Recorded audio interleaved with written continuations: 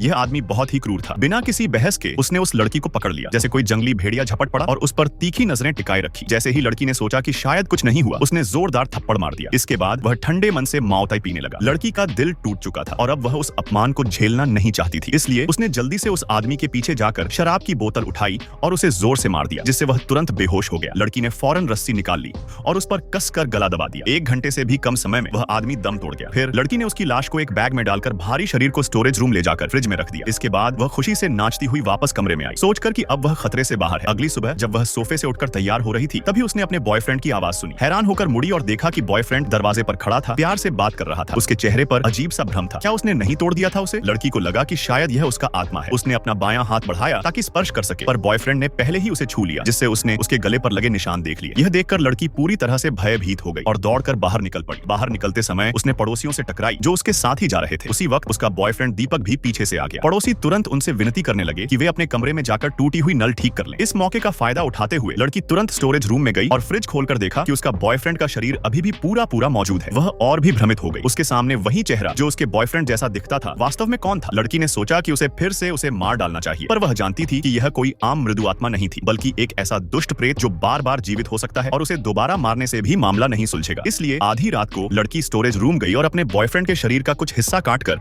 उसे स्वादिष्ट meet patty में बदल दिया, ताकि जब वह पुनर्जीवित हो तो शायद वह अब साफ तरीके से व्यवहार